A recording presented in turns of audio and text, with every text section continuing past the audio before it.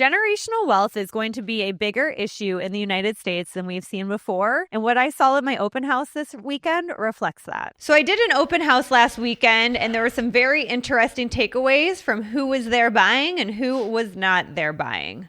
So this is a starter home in Phoenix, $450,000, nice area.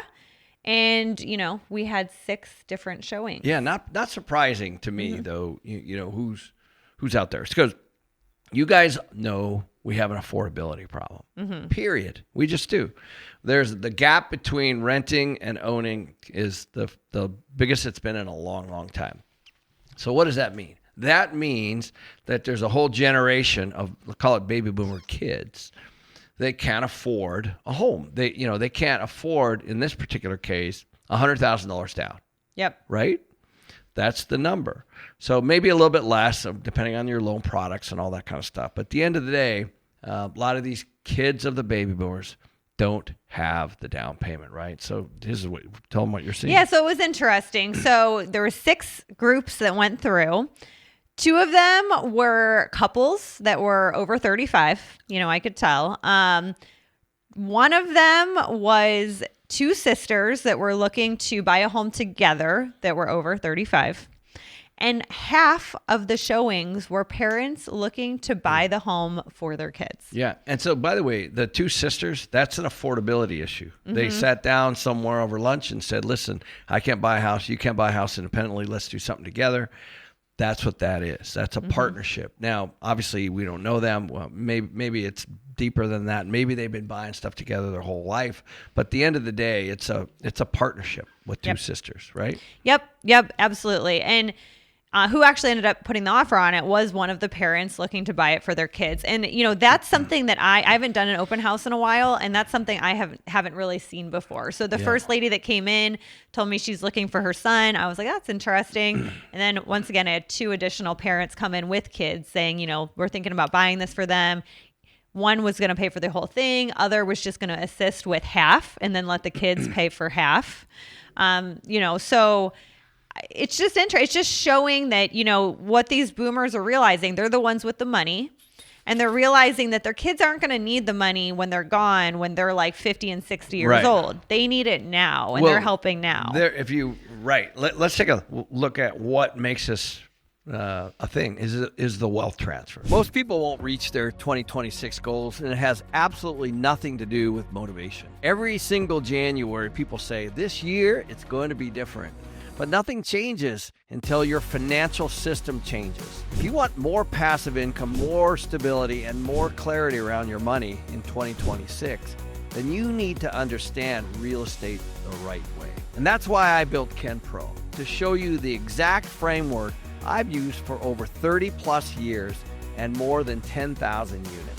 And to start the year strong, we're taking 26% off for the new year. Just use your code on the screen. And let's make 2026 the year that you take control. So the wealth transfer is a real thing. And what's happening is money is transferring to kids, right? Yep.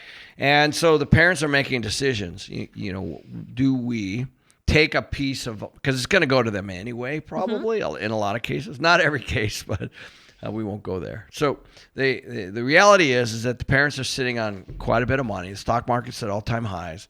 They probably have a lot of money sitting in their homes.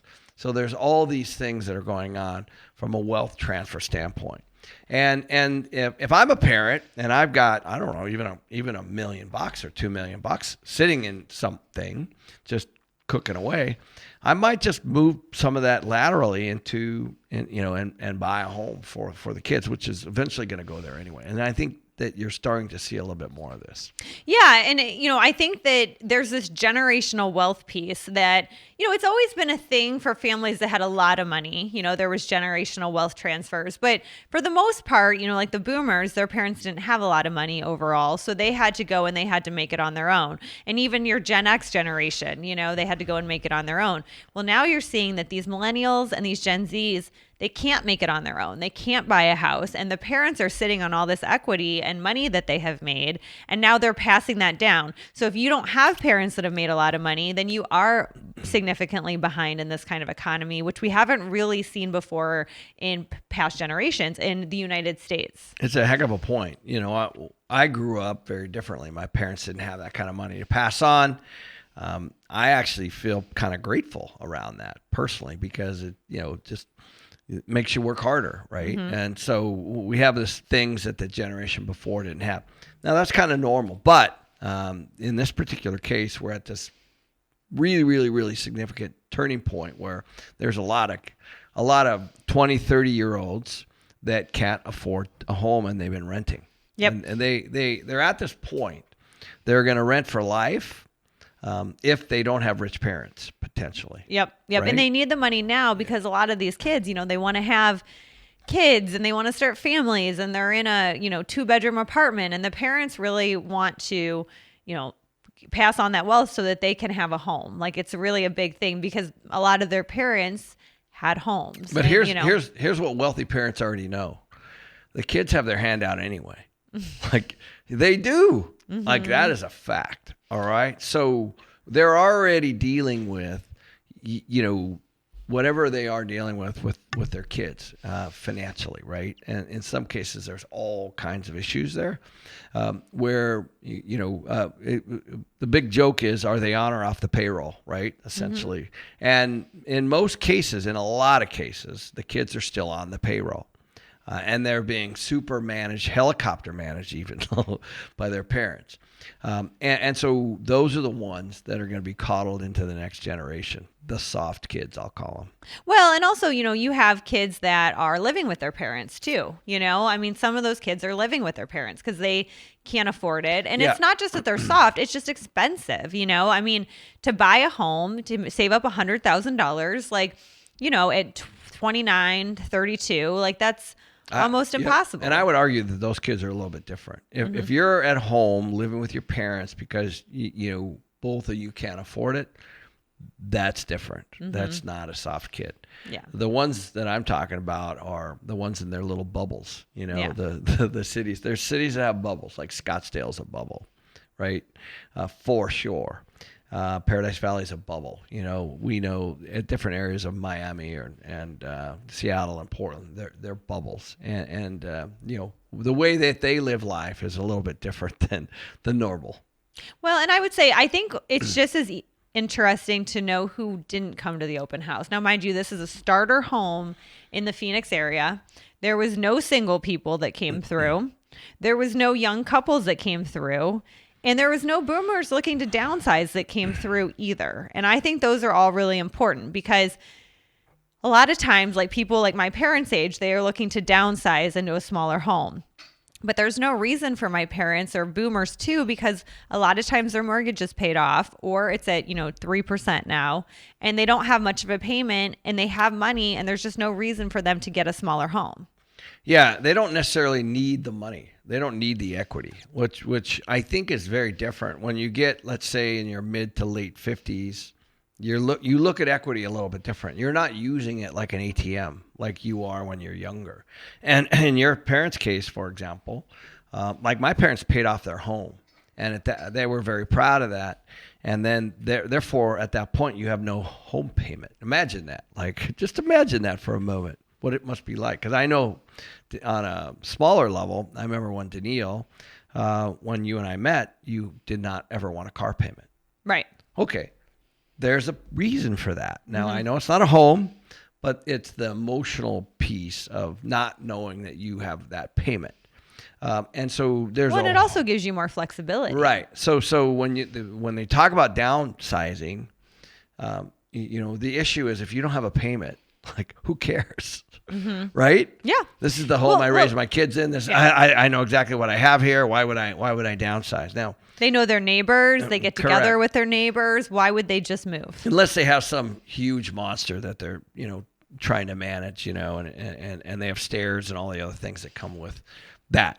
But at the end of the day, there's no reason to downsize unless you physically need to. or you're trying to move to maybe a retirement area or something like that, which has its benefits, but you kind of get the point. I don't think we're going to see that in this cycle. But I think what's interesting here is this generational wealth. And I think moving forward, generational wealth has always been a big deal in other countries, right? Like a lot of people couldn't come from not making anything and then become wealthy. It's really hard to do that in China or Japan or, these other cultures. In the US, you always could. But now this generational wealth moving forward because of this inflation and these asset prices, it's going to be harder if you don't have any help from your parents to start from nothing and move your way up and be a homeowner. I mean, it's just going to be very difficult. Well, I remember growing up, first of all, in my high school, there were 0 trust kids, 0, right? Where I grew up, right? And then I got to college and there were certainly some there. But now it's very different. There's a whole industry around, revocable and irrevocable trusts and people putting money in there to, try to avoid probate and all the things that they do around that. Basically estate planning. There's a whole industry just pushing all of this stuff. So now we have a lot of trust kids. And I think that's what we're starting to see now, is this wealth transfer has happened. And it's on a smaller level, right? It's not like a huge estate that these kids are getting or anything else. It's just they're getting help, either help buying a home or they're getting their first home bought for them. And that creates a huge advantage to, that person, at 30 years old or whatever, to get a house bought for you, or even your parents to pay half or pay the down payment so that you can then manage to figure out the rest. But also think about it if it's you guys. Like, let's say you're obviously listening to this channel because you like real estate and all things around real estate. If you have a bunch of money in the stock market and you're not sure about it, and you study the real estate market and you take a piece of that and put it over here, even if you still own it, your kids are living in it. It's a financial strategic move of yours. Mm-hmm. It doesn't have to be even in the kids' names. It could be, but you get the point. Like if it's in a trust already and the trust buys the house, who cares? Like, you know what I mean? If the trusts are in the kids' name. So I think that's what you're going to start to see more. There's a fair amount of money sitting there that is a little bit concerned about the economy, the stock market, and all those kinds of things. And so they're looking at real estate as a viable alternative, especially if we have inflation moving forward.